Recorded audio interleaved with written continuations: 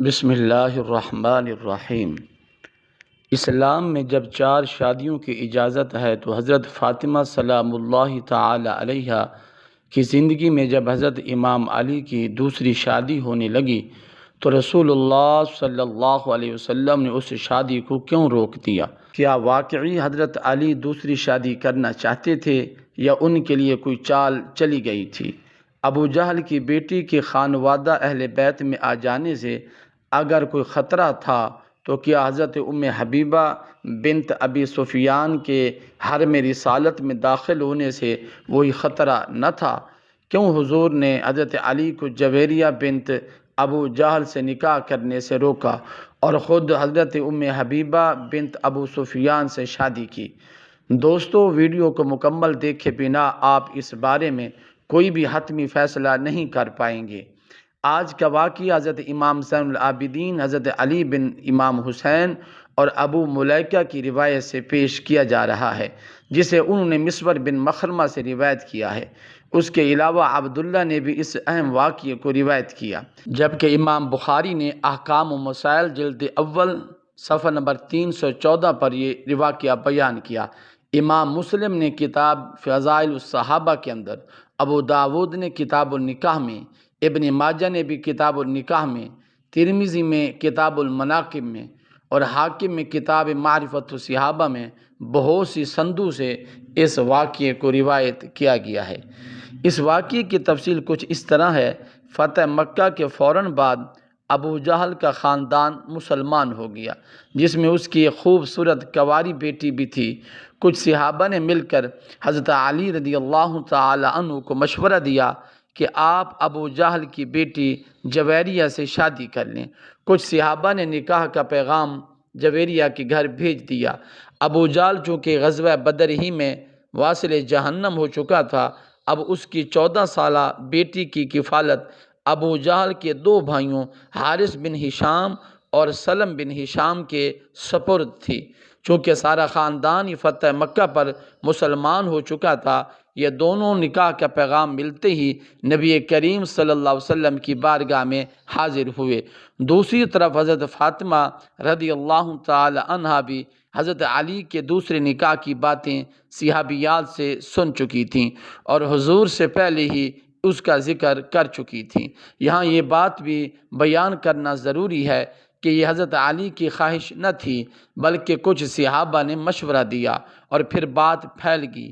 یہاں تک کہ ابو جہل کے دونوں بھائی حارث بن ہشام اور سلم بن ہشام اپنی بھتیجی کا رشتہ لے کر حضور اکرم صلی اللہ علیہ وسلم کی بارگاہ میں پہنچ گئے اور اس نکاح کی اجازت طلب کی، جس پر حضور اکرم صلی اللہ علیہ وسلم نے فرمایا، ہشام بن مغیرہ جو ابو جہل کا باپ تھا، اس کی اولاد یعنی حارث بن ہشام اور سلم بن ہشام نے اپنے بھائی ابو جہل کی بیٹی کا نکاح علی بن ابی طالب سے کرنے کی مجھ سے اجازت مانگی ہے، لیکن میں انہیں ہرگز اجازت نہیں دوں گا، یقیناً میں اس کی اجازت نہیں دوں گا، ہرگز میں اس کی اجازت نہیں دوں گا۔ البتہ اگر علی بن ابی طالب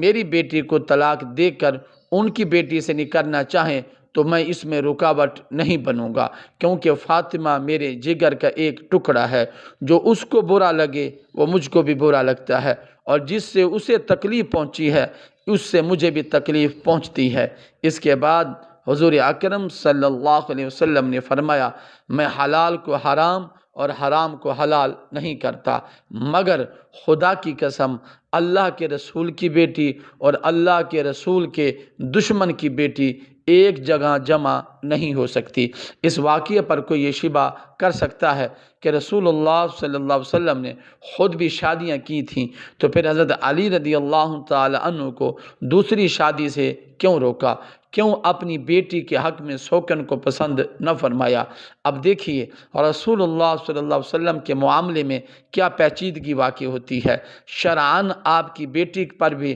سوکن لانا آپ کے داماد کے لیے حلال تھا، اسی وجہ سے حضور اکرم صلی اللہ علیہ وسلم نے بھی یہ نہیں فرمایا کہ ان کے لیے یہ فعل حرام ہے، بلکہ آپ نے خود تصریح فرمائی کہ میں حلال کو حرام نہیں کرتا۔ لیکن یہاں حضور اکرم صلی اللہ علیہ وسلم کی ایک ہی شخصیت میں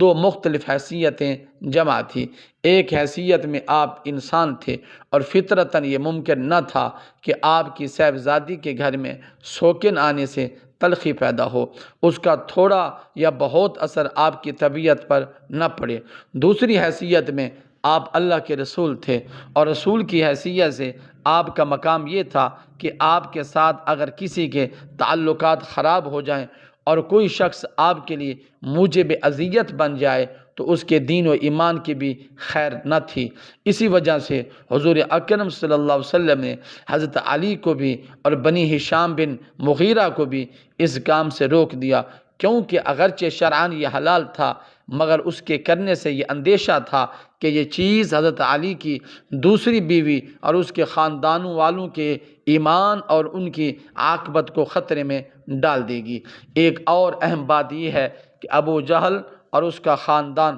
حضور اکرم صلی اللہ علیہ وسلم کے بہت بڑے دشمن رہ چکے تھے، اور اب فتح مکہ کے بعد نئے نئے مسلمان ہوئے تھے۔ اگرچہ یہ لوگ اسلام قبول کر چکے تھے لیکن یہ تحقیق ہونا ابھی باقی تھی کہ یہ اسلام کا قبول کرنا پورے اخلاص سے تھا یا کہ صرف شکست کا نتیجہ تھا۔ ان حالات میں ابو جہل کی بیٹی حضور کریم صلی اللہ علیہ وسلم کی بیٹی کے گھر شوقین بن کے آ جانا بڑے فتنوں کا سبب بن سکتا تھا۔ اس لیے حضور پاک صلی اللہ علیہ وسلم نے فرمایا کہ میری بیٹی اور میرے دشمن کی بیٹی ایک گھر میں جمع نہیں ہو سکتی۔ نیز آپ نے یہ بھی فرمایا کہ اگر ایسا ہو جاتا ہے بہت سے لوگ فتنوں کا شکار ہو جائیں گے۔ اب لوگ یہ سوال بھی کرتے ہیں کہ ابو جہل کے خاندان سے کہیں زیادہ نبی پاک کا دشمن تو ابو سفیان کا گھرانہ تھا، تو پھر اگر ابو جہل کی بیٹی خانوادہ رسالت میں شامل نہیں ہو سکتی تو پھر حضور اکرم صلی اللہ علیہ وسلم نے ابو سفیان کی بیٹی حضرت ام حبیبہ رضی اللہ تعالی عنہا سے نکاح کر کے انہیں کیوں ازواج مطہرات میں شامل کیا؟ یاد رہے کہ ابو جہل کی بیٹی اور اس کا سارا خاندان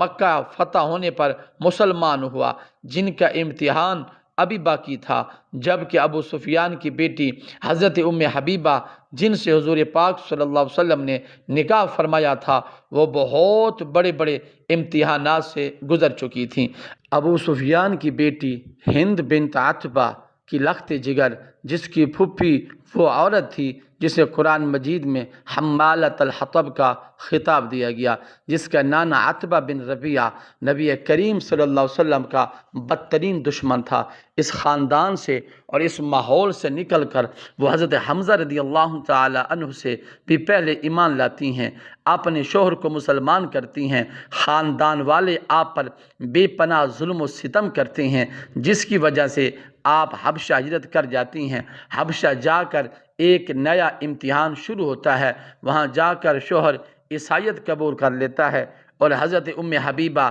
دین کی خاطر شوہر سے علیحدگی اختیار کر لیتی ہیں۔ ایک انجان ملک میں آپ تن تنا اپنی چھوٹی سی بچی کے ساتھ عزم اور استقلال کے ساتھ زندگی گزارنا شروع کر دیتی ہیں۔ تب نبی اکرم صلی اللہ علیہ وسلم کی نگاہ انتخاب آپ پر پڑتی ہے اور آپ حبش ہیس میں ان کو نکاح کا پیغام بھیجتے ہیں۔ غزوہ خیبر کے بعد وہ حبش سے واپس آ کر حرم نبوی صلی اللہ علیہ وسلم میں داخل ہوتی ہیں۔ اس کے تھوڑی ہی مدت بعد قریش صلح حدیبیہ کے خلاف ورزی کے مرتکب ہوتے ہیں اور ان کو اندیشہ ہوتا ہے کہ نبی اکرم صلی اللہ علیہ وسلم اب مکے پر چڑھائی کر دیں گے۔ اس موقع پر ابو سفیان صلح کی بات چیت کے لیے مدینے آتا ہے اور اس امید پر بیٹی کے ہاں پہنچتا ہے کہ اس کے ذریعے صلح کی شرائط طے کرنے میں سہولت ہوگی۔ برسوں کی جدائی کے بعد پہلی مرتبہ باپ سے بیٹی کو ملنے کا موقع ملتا ہے، مگر جب وہ رسول اللہ صلی اللہ علیہ وسلم کے بستر پر بیٹھنے کا ارادہ کرتا ہے تو بیٹی فوراً یہ کہہ کر بستر سے اٹھا دیتی ہے کہ رسول اللہ صلی اللہ علیہ وسلم کے بستر پر ایک دشمن اسلام نہیں بیٹھ سکتا۔ ناظرین، ان سب باتوں کے باوجود اگر کوئی شخص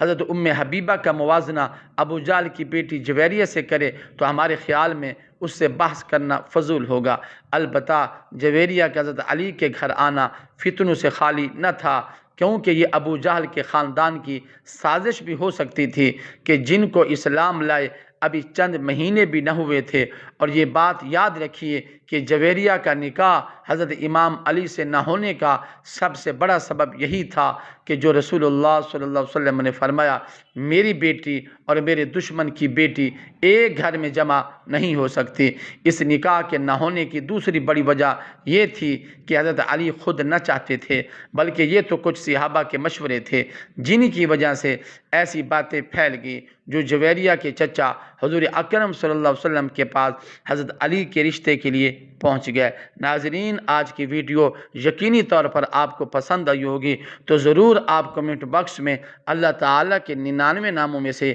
ایک نام ضرور ٹائپ کریں۔ شکریہ۔